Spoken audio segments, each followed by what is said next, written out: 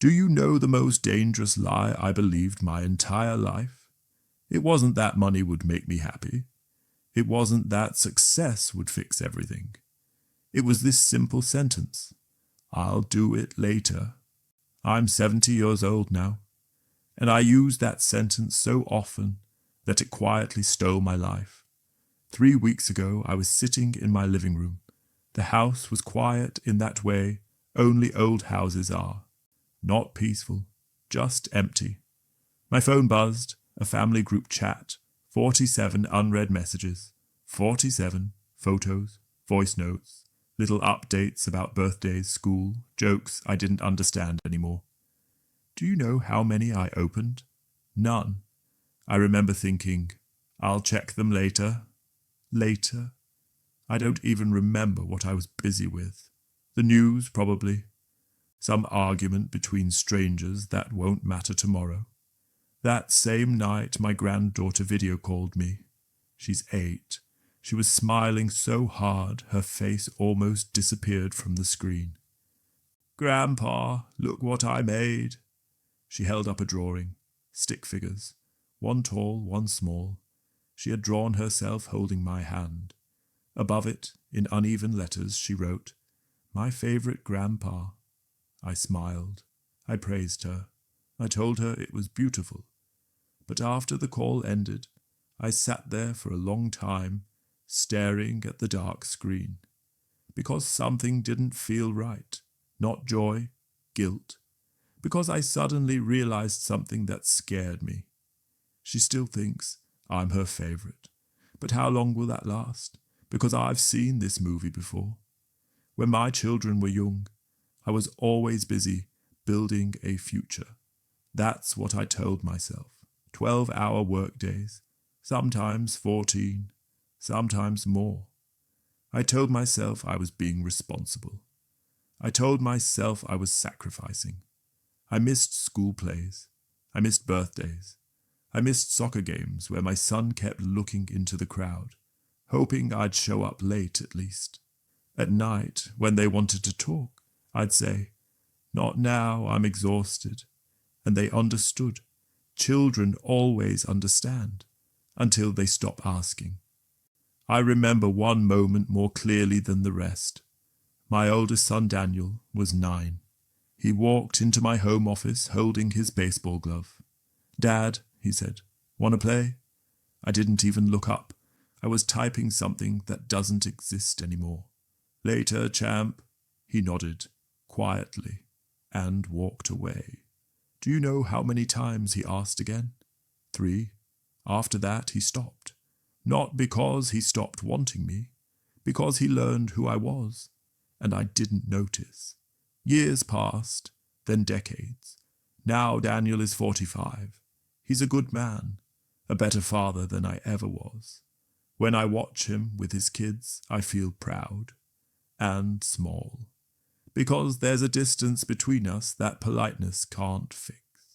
We talk, we're kind, we're respectful, but something never grew, and you can't rebuild something you never built in the first place. I used to tell myself we'd make up for it later, when I retire, when work slows down, when things settle. But life doesn't settle. It just moves on without you. My wife Elena died 5 years ago. Cancer. From diagnosis to the end, 8 months.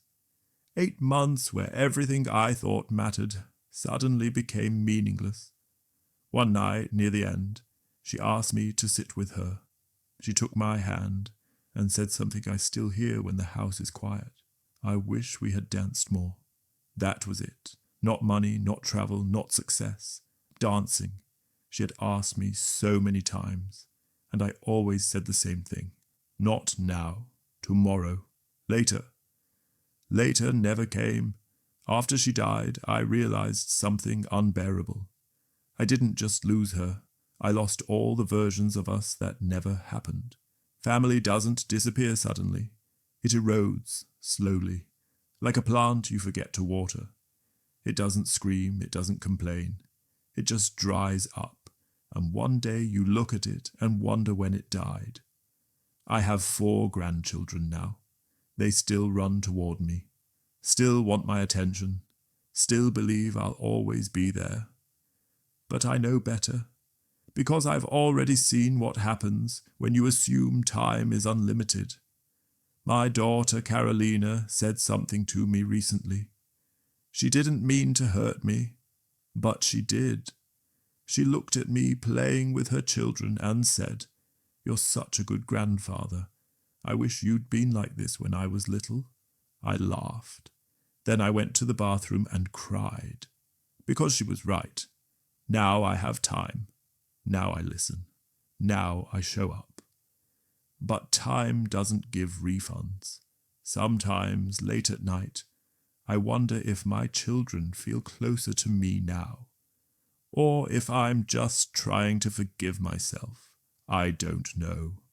And that uncertainty is something you carry at this age. Here's the part no one warns you about. Regret doesn't scream. It whispers. It sits next to you on the couch. It follows you into quiet rooms. It reminds you of every later that never came. I cook every Sunday now. I open my home. Sometimes people come. Sometimes they don't. But I keep doing it, because I learned too late that families don't stay close by accident. Someone has to choose them, over and over again, even when it's inconvenient, even when you're tired, even when you think you have time. I don't know how much time I have left. None of us do, but I know this. No one at the end of their life wishes they had answered more emails. They wish they had answered people. If you're younger than me, and you are, listen carefully. Don't wait, not for retirement, not for the right moment, not for later. Later is a lie we tell ourselves, so we don't have to choose now. One day you'll sit in a quiet house, and you'll remember, and you'll wish you could go back to a moment that seemed small at the time. A child asking you to play, a partner asking you to dance, a phone call you ignored, and you won't be able to. All you'll have are memories or regrets. Tonight I'm going to read my granddaughter a bedtime story. And when she asks me to stay a little longer, I will, because I already know what happens when you don't.